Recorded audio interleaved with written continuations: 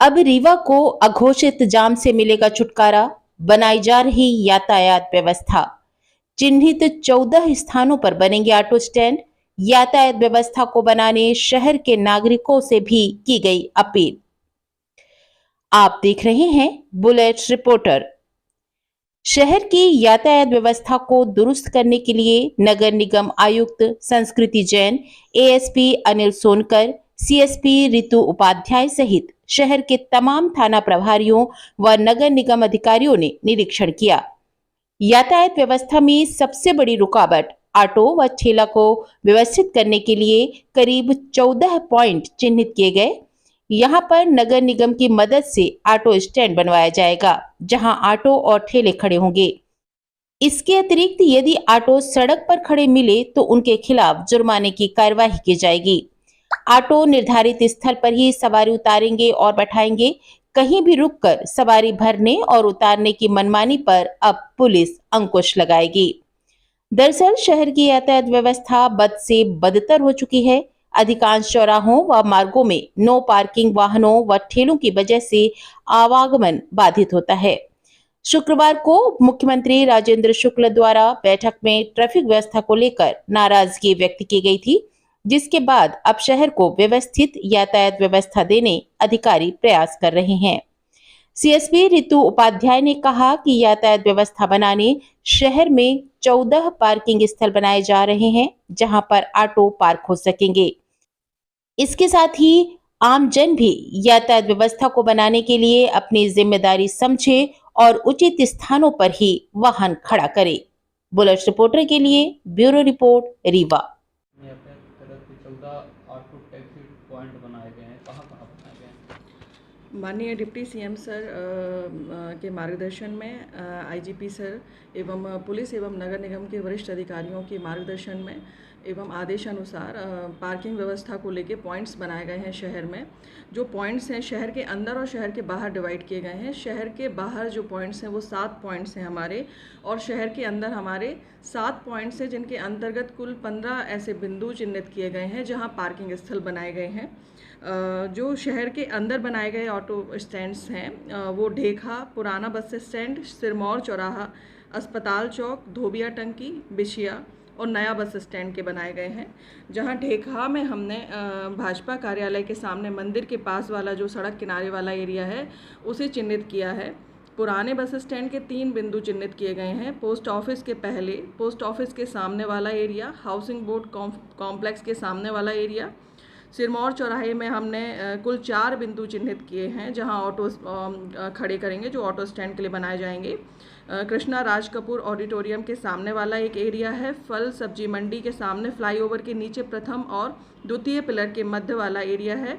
सब्जी मंडी के सामने मनकरही रोड नाला के बगल में एक एरिया है और बड़ी पोस्ट ऑफिस के सामने वाला एरिया है। फिर हमने इसी तरह अस्पताल चौक में 2 पॉइंट्स बनाए हैं। दीनदयाल रसोई के सामने एक बिंदु है और हॉकर्स कॉर्नर के सामने वाला एक बिंदु है। धोबिया टंकी में भी 2 बिंदु बनाए गए हैं। धोबिया टंकी के सामने वाला जो एरिया है वो, और एक बीटीआई के सामने वाला एरिया है उसे भी चिन्हित किया गया है। बिछिया के अंतर्गत जगन्नाथ मंदिर के सामने और महामृत्युंजय कॉम्प्लेक्स के सामने 2 बिंदु बनाए गए हैं। नया बस स्टैंड फ्लाईओवर के नीचे प्रथम एवं द्वितीय पिलर के मध्य दोनों तरफ वाले एरिया को हमने चिन्हित किया है। ये हमारे अंदर जो बिंदु बनाए गए हैं ऑटो खड़े करने वाले स्टैंड्स के, ये अंदर के बिंदु हैं। अब शहर के बाहरी जो बाउंड्रीज में ऑटो खड़े करने के लिए बिंदु बनाए गए हैं वो 7 बिंदु चिन्हित किए गए हैं। रतहरा शिवाजी पार्क के सामने फ्लाईओवर के नीचे, जगन्नाथ मंदिर के सामने बिछिया, एजी कॉलेज तिराहे के पास सड़क के किनारे, सिरमौर रोड से छलवदरी आश्रम के सामने, और नीम चौराहा बोदाबाग में नगर निगम का जर्जर काजी हौद गिराकर बनाया जा रहा है। वहाँ अभी जो अतिक्रमण है उसको हटाकर बनाया जाएगा। करैया मंडी सड़क किनारे, बनकुइया तिराहे के पास। तो पूरा प्रयास है हमारे वरिष्ठ अधिकारियों के मार्गदर्शन में और माननीय डिप्टी सीएम सर के मार्गदर्शन में कि लगातार यातायात व्यवस्था को सुधारा जाए। और जो ऑटो चालक हैं, जो प्रायः देखा जाता है कि अनावश्यक तौर पे सड़क के बीच में खड़े होते हैं जिससे कि यातायात व्यवस्था प्रभावित होती है, तो उनको प्रॉपर स्टैंड्स बनाए जाएं। हालांकि बहुत जगह इन बिंदुओं पर स्टैंड बनाए गए थे, परंतु ऑटो चालक उसमें अपना ऑटो नहीं रखते थे, जिस कारण से यह अव्यवस्था हो रही है। तो लगातार हम नगर निगम और यातायात पुलिस ये प्रयास कर रही है कि उन्हें ये आदत डाली जाए उनके अंदर कि जो व्यवस्थित हमारा यातायात हो वो इस बात को समझ सकें कि इस व्यवस्था को बनाने में उनका महत्वपूर्ण योगदान है। हम पूरी कोशिश कर रहे हैं कि जन सामान्य, चाहे वो ऑटो वाले हों या जन सामान्य हों, वो अपनी नैतिक जिम्मेदारी समझें कि रीवा की यातायात व्यवस्था को सुधारने में उनका कितना महत्वपूर्ण योगदान है। कई बार ऐसा होता है कि मैंने देखा है कि सड़क के बीच में गाड़ी खड़ी कर देते हैं और जाम लग जाता है। कई बार एम्बुलेंस भी इस तरीके से जाम में फंस जाती है। तो ये स्वयं की भी एक बेसिकली नैतिक जिम्मेदारी है कि हम इस बात को समझें कि यदि हम वाहन सड़क के बीच में खड़ा करेंगे तो उसमें काफ़ी दिक्कत होगी और यातायात बाधित होगा। ये बहुत ज़्यादा ज़रूरी है ट्रैफिक कंट्रोल करने के लिए। तो ट्रैफिक पुलिस तो काम कर ही रही है। मेरी अपील रीवा पुलिस की तरफ से, यातायात पुलिस की तरफ से और हमारे वरिष्ठ अधिकारियों की तरफ से जन सामान्य के लिए है, चाहे वो ऑटो चालक हों या चाहे वो सब्जी लेने जा रहे हों, चाट चौपाटी जा रहे हों या फिर व्यापारी संघ के पास सामान खरीदने जा रहे हों, उनसे ये अपील है कि वो इस बात को समझें कि उनका सहयोग हमारे लिए बहुत आवश्यक है। यदि वो हमारा साथ देंगे तभी हम रीवा को सुव्यवस्थित यातायात व्यवस्था की तरफ ले जाएंगे। उनका सहयोग हमारे लिए बहुत ज़रूरी है।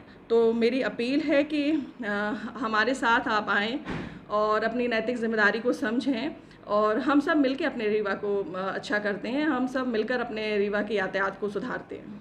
अक्सर देखा जाता है कि ऑटो ओवरलोड चलती है, उन पर क्या कार्रवाई की है? हाँ, अभी ओवरलोडेड वाहन पर लगातार कार्रवाई की जा रही है क्योंकि ये उनके लिए भी हानिकारक है। कई बार ऐसी दुर्घटनाएं हो जाती हैं जो ओवरलोडेड वाहन के कारण होती हैं। तो लगातार समझाइश और कार्रवाई की जा रही है कि वो ये बात समझें कि अननेसेसरी ओवरलोडेड सवारी वाहन या फिर ओवरलोडेड सामग्री लेकर रास्ते से ना निकलें, क्योंकि कई बार ये दुर्घटना की कंडीशंस क्रिएट करती हैं।